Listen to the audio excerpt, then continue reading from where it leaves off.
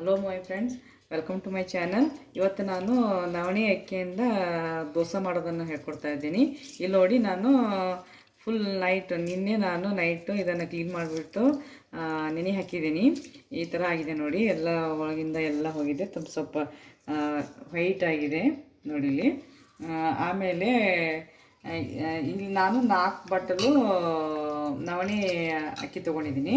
ಆಮೇಲೆ 1 ಬಟ್ಟಲು ಮಾತ್ರ ನಾನು ಇನ್ನು ಉದ್ದಿನಬೇಳೆ ತೊಗೊಂಡಿದ್ದೀನಿ.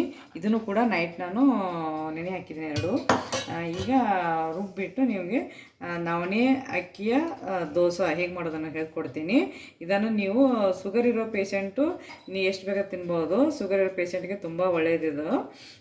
ನಾನು ಹೇಗೆ ಮಾಡೋದನ್ನು ಹೇಳ್ಕೊಡ್ತೀನಿ ನೋಡಿ ಫ್ರೆಂಡ್ಸ್.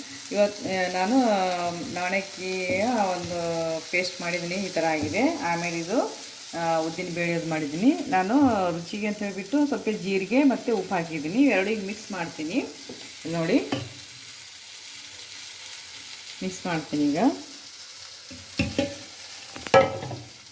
ಮಿಕ್ಸ್ ಮಾಡಿಬಿಟ್ಟು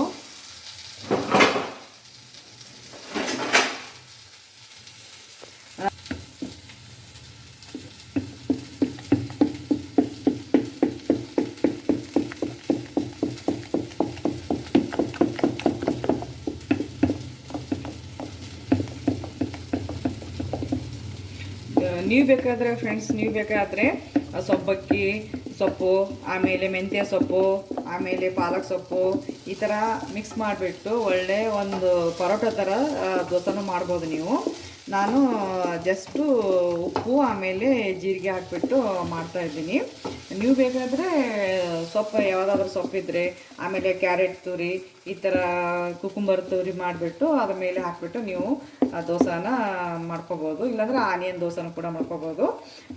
ನಾನು ಆಮೇಲೆ ಮಾಡಿ ತೋರಿಸ್ತೀನಿ 1 ಮಿನಿಟ್.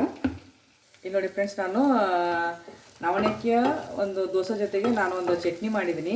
ಇದರಲ್ಲಿ ಶೇಂಗಾ ಬೀಜ, ಆಮೇಲೆ ಇಲ್ಲಿ ನೋಡಿ ಈರುಳ್ಳಿ, ಟೊಮೊಟೊ, ಆಮೇಲೆ ಕೊತ್ತಂಬರಿ, ಆಮೇಲೆ ಪುದೀನ, ಆಮೇಲೆ ಬೆಳ್ಳುಳ್ಳಿ, ಟೊಮೊಟೊ ಎಲ್ಲ ಹಾಕಿಬಿಟ್ಟು ಚಟ್ನಿ ಮಾಡ್ತಿದ್ದೇನೆ. ಇದೊಂದು ಪೇಸ್ಟ್ ಮಾಡ್ಕೊಂಡ್ಬಿಟ್ಟು ಜಸ್ಟ್ ನೀವು ಆಯಿಲು ಆಮೇಲೆ ಜೀರಿಗೆ ಸಾಸಿವೆ ಹಾಕಿಬಿಟ್ಟು ಒಗ್ಗರಣೆ ಕೊಟ್ಟಿದ್ರೆ ಸಾಕು. ಇದ್ರ ಜೊತೆಗೆ ತುಂಬ ಟೇಸ್ಟಿಯಾಗಿರುತ್ತೆ.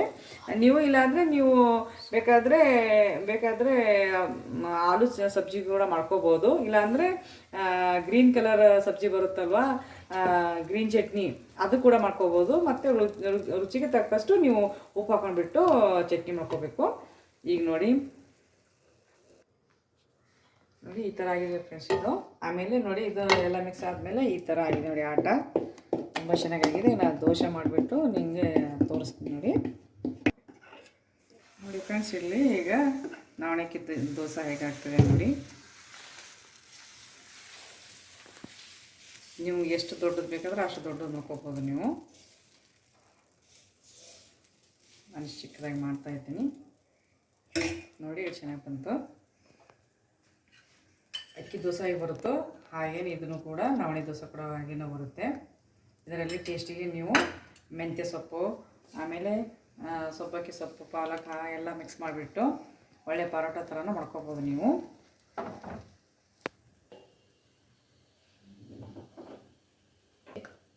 ನೋಡಿ ಫ್ರೆಂಡ್ಸ್, ಈಗ ದೋಸೆ ರೆಡಿಯಾಗಿದೆ ನೋಡಿ.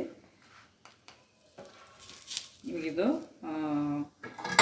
ಅಕ್ಕಿ ದೋಸೆ ಥರನೇ ಬರುತ್ತೆ ನೋಡಿ. ಎಷ್ಟು ಚೆನ್ನಾಗಾಗಿದೆ ನೋಡಿ, ಕಾಣಿಸ್ತಾ ಇದೆಯಲ್ಲ ನಿಮಗೂ ನೋಡಿ. ಇದ್ರ ಜೊತೆಗೆ ಚಟ್ನಿ ಕೂಡ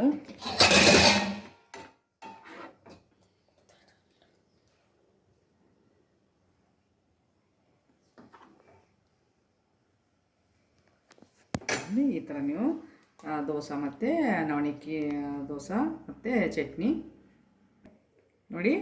ಈಗ ನವಣಕ್ಕಿ ದೋಸೆ ಮತ್ತು ಚಟ್ನಿ ತಿನ್ನಕ್ಕೆ ರೆಡಿಯಾಗಿದೆ ನೋಡಿ. ನೀವು ಕೂಡ ಮನೆಯಲ್ಲಿ ಮಾಡಿಬಿಟ್ಟು ಟೇಸ್ಟ್ ಮಾಡ್ಬೋದು. ಟೇಸ್ಟ್ ಮಾತ್ರ ತುಂಬ ಚೆನ್ನಾಗಿದೆ.